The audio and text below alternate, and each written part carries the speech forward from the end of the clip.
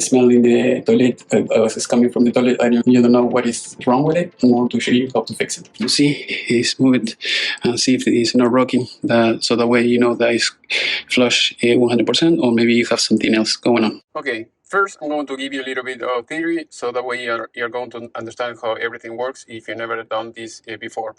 So you have the P-trap, for instance. In the sink, you're going to have the water that is coming like that, goes all the way like this, and then once it reaches this point, it goes up a little bit, and then goes back to the drain, the main line, the drainage.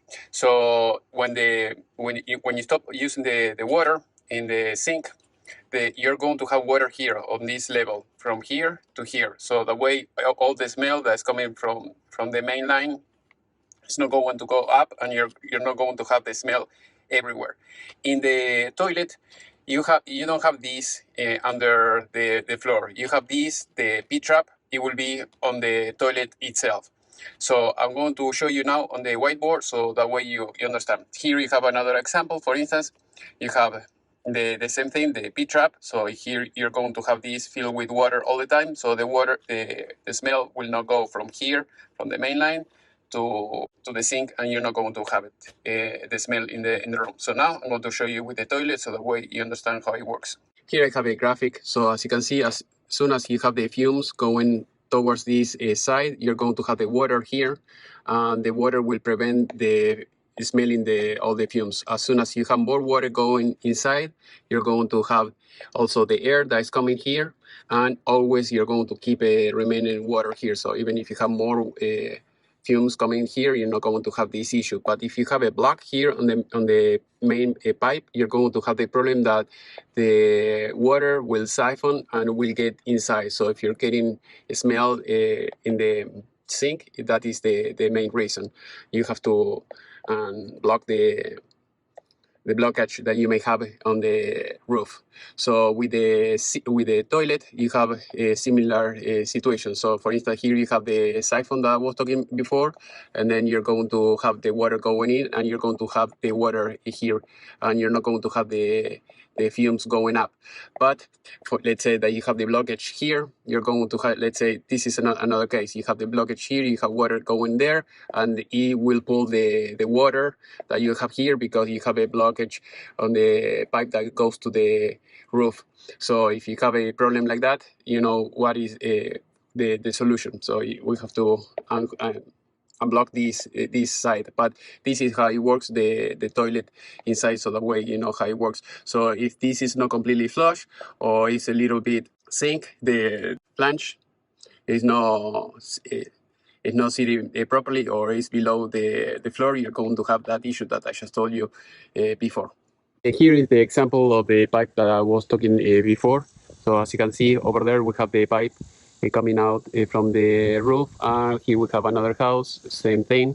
So if for some reason, let's say in winter time, you have snow, or maybe you have a nest or something blocking that pipe, you're going to have all the fumes going into the bathroom or the sink, because the siphon will be produced, and you're not going to keep the water inside of the P-trap, for instance, in the sink, if you're having a smell and you don't know if it's coming from the toilet or from the sink or someplace like that. So that is another place to check out. So here we have the sink again. So here is the P-trap. This is how it goes. For instance, the water is, in some places you're going to have the P-trap is vertical, and another one is going to be horizontal, but that is the idea. The water comes in.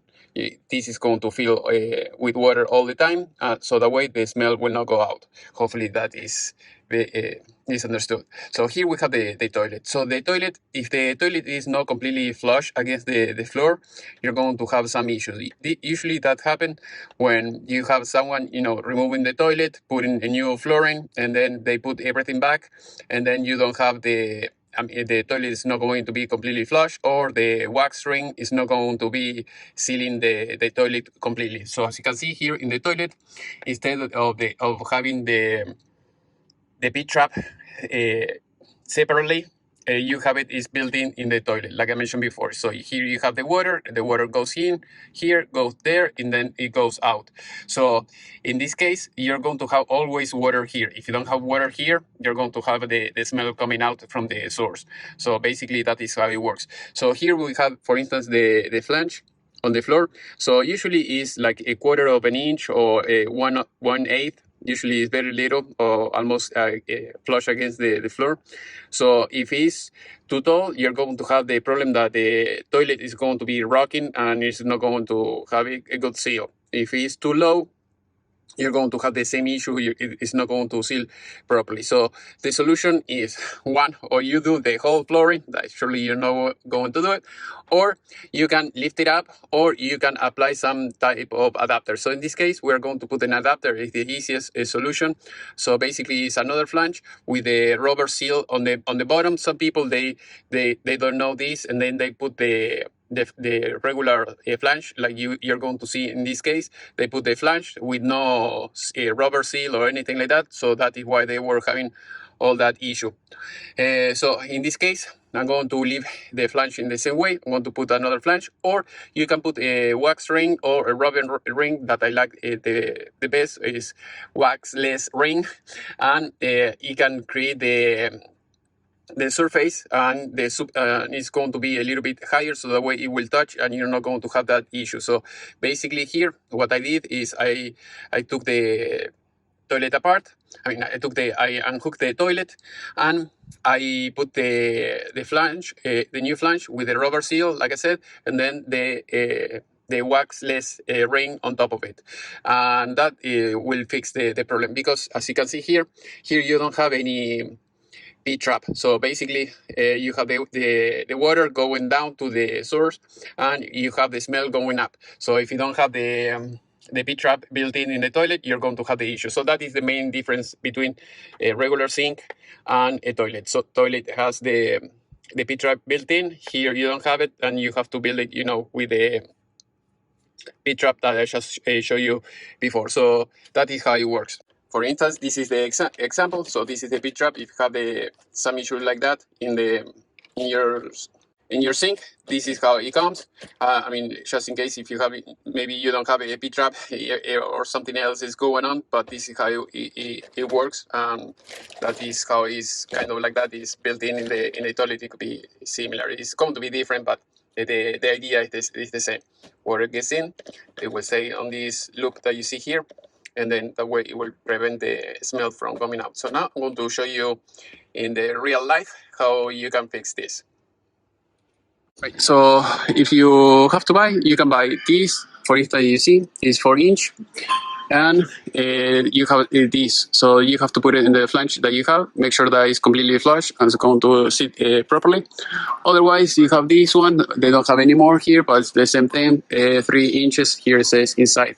So depending on the country that you are, depending on the flange that you have, the diameter, use the one that is according to your needs. So if you don't know, buy both and use whatever you have in your house, so that way you don't have to go back and forth in order to get this result. All right, so if you're having problem that you're having the bad smell, make sure that the toilet is not rocking, and in this case it's not, because it's completely against the floor. But in this case, because they put the new flooring, they left the flange very low, so they put some adapter and it's not sealing properly. Also, they left a big gap in the floor, so I'm going to use this to fill this up, so that way if there is leak anything like that, it will be less likely that the water will go to the ceiling downstairs. So we're going to remove that. I'll show you, so that way you see how it goes.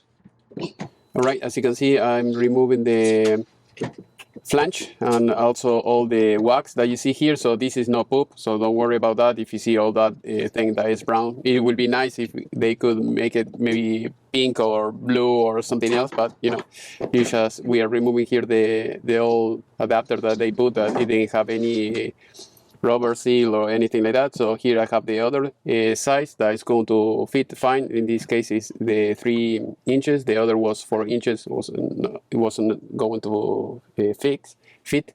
So here, as you can see, I'm putting it all flush. And here I see that I have a little issue that is not sitting properly because of the glue that you see over there. So I'm going to grab the grinder, and then I'm going to try to remove it. I tried with the, with the wrench that you see here, but it wasn't that loose. So with the angular grinder, it will do the trick. All I have to do is just remove all the glue that you see on the side. That's it. So as soon as you have that free of dirt or anything like that, it should sit properly. So as you can see, now it's sitting properly. Now we put it back, and then I'm going to step on it, so that way it will be flush perfectly, and it will be at the same height as the floor. So now I have to make sure that the screws are good. And now I'm going to put a gap filler. So as you can see, because all around this there is some holes, and so that way if there is a small leak or water around this or anything like that, it will not go, you know, on the first floor.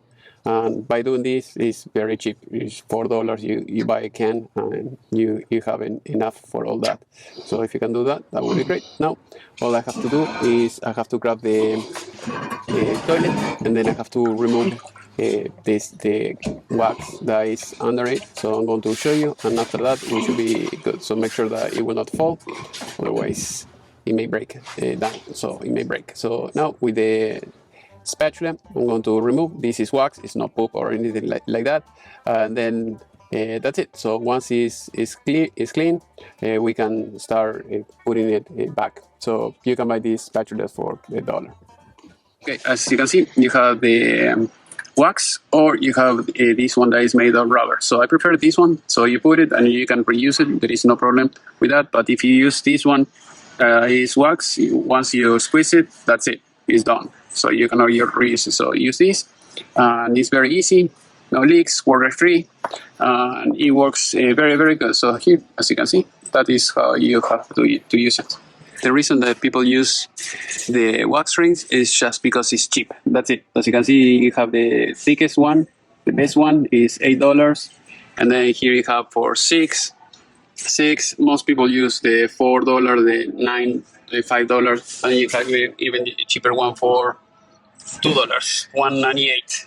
And if you compare it with the alternative, this is the one I was talking about. Is $9, and then you have something different, $12 or $13, and then you have 8, 11. So they are always way more expensive. Even the most expensive option that they have here is like $21. But you know, you get what you pay for. So this one is not that terrible expensive, but it works well for this job.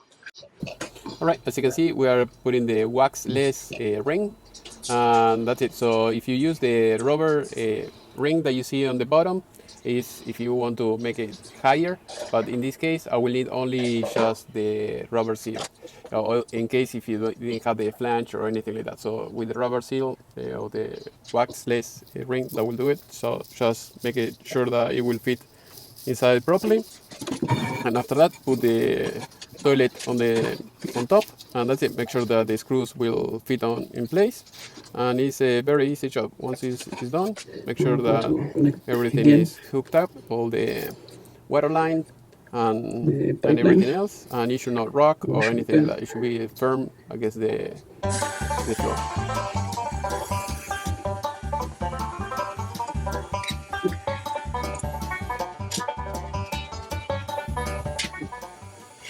Now we can dry all around it. We could have silicone, or just leave it like that, and everything should be good.